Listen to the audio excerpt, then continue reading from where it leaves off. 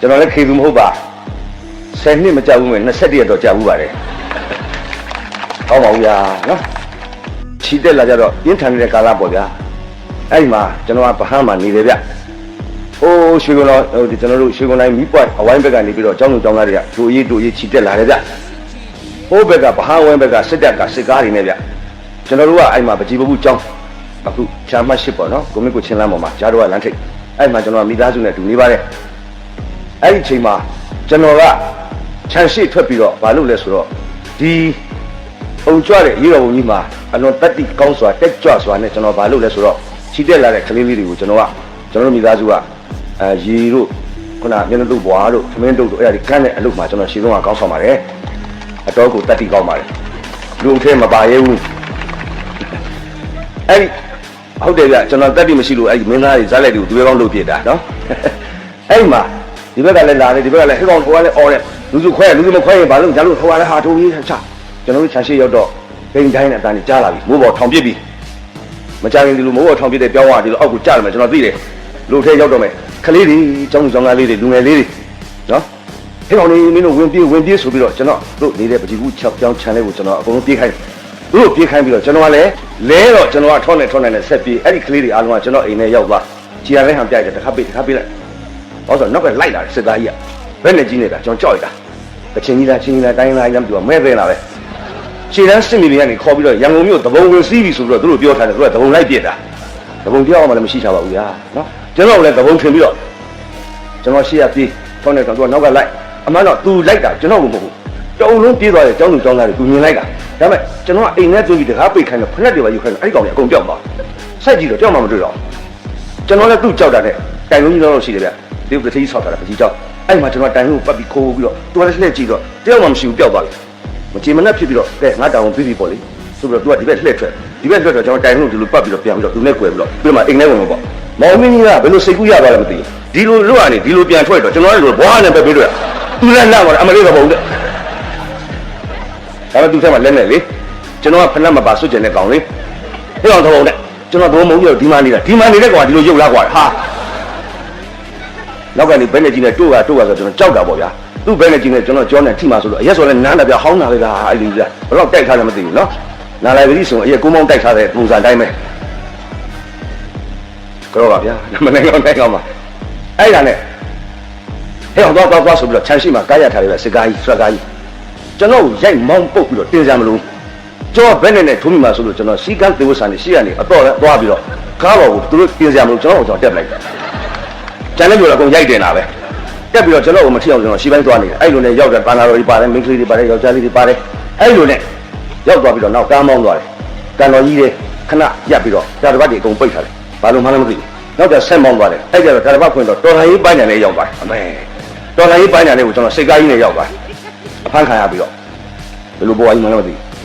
အဲ့ကျတော့ကားပေါ်အကုန်ဆက်လူတွေပြန်စစ်ယောက်ျားလေးမိန်းကလေးခွဲတန်းစီပုံစံထိုင်းဆိုပုံစံဘာမှမသိဘူးလေထောင်မှမရောက်ဘူးလားပုံစံထိုင်းဘယ်လိုထိုင်းမှလဲခင်ဗျဒီလိုကွာအမကျွန်တော်သိထိုင်တဲ့အတန်းထဲမှာကျွန်တော်အစွန်ဆုံးမြရောက်နေတော့အဲ့မှာပြန်ရက်ကွာတယ်မင်းတို့ရက်ပါတယ်ခင်ဗျစွတ်ကြလေးနဲ့အဲ့မှာနေပူမိုးရွာဗျအဲ့နဲ့ကျွန်တော်ပြင်မှာအဲ့လိုကရင်လေးလားကချင်လေးလားချင်းလေးလားဝတ်တဲ့နဲ့ဗျသားဖြူနဲ့ရဲဘော်လေးတယောက်တနက်ကင်စောင့်ကျွန်တော်ကြည့်ကိုကြီးဟာခင်ဗျဘယ်လိုဖြစ်ရလဲဗ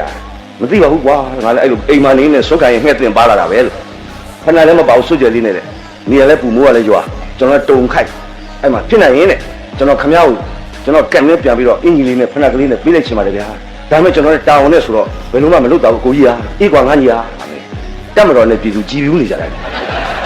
စစ်သားလေးဟိုးဗျကျွန်တော်ပေါ်ကျင်လာတာပေါ့ရဲဘော်လေးဆိုတော့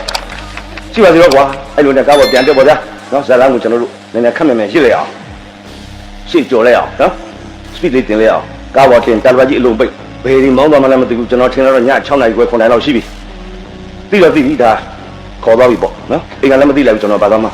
အဲ့လိုနဲ့နည်းနည်းလေးအချိန်တုံ့သွားတဲ့အချိန်ကျတော့မမြင်ရတဲ့တာလဘရဲ့ဟိုဘက်ဝဲရံတော့အတန်ကြီးကြားတယ်ပြည်သူလူထုရဲ့အတန်ကြီးပြည်သူဆိုတာအဲ့ဒါပဲမိဘပြည်သူဆိုတ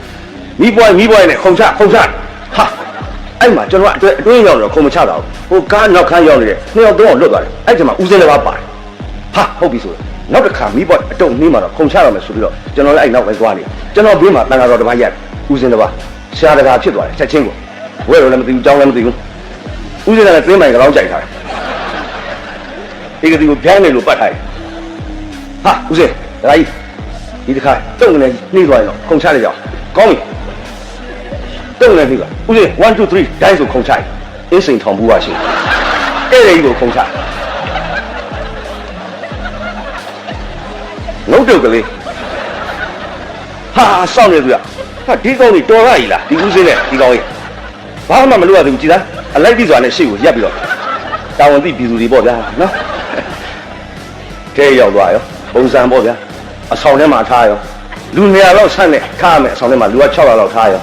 မြို့တိစကားမင်္ဂလာဘုရားတစ်ခုတည်းမကောင်းလိုက်တဲ့အနံ့တဲ့ကျွန်တော်နှာခေါင်းပေါက်ကလေးထုတ်ပြီးတော့တန်နေကြနေရှူအဲ့မှာကျွန်တော်ကလူတယောက်ကတ်လာတယ်ခင်ဗျစာရေးဆရာချီဦးညုံမလားဟုတ်ပါတယ်ဗျာဟာဘယ်လိုဖြစ်တာလဲဗျာမြင်နေတိုင်းမှာခင်ဗျနဲ့အတူတူပဲခင်ဗျကဘယ်လိုဖြစ်တာလဲကျွန်တော်မေးတော့လူကစိတ်ကတိုးတယ်စိတ်ကညက်တယ်ကျုံလဲတဲ့ဟိုဆရာကွက်ဈေးထဲမှာဈေးလာဝယ်နေဘာရင်လည်းမသိဘူးကားပေါ်တက်ဆိုရင်တက်ပြီးပါလာအကုန်သိမ့်ကြုံပြစ်တင်တာဗျာ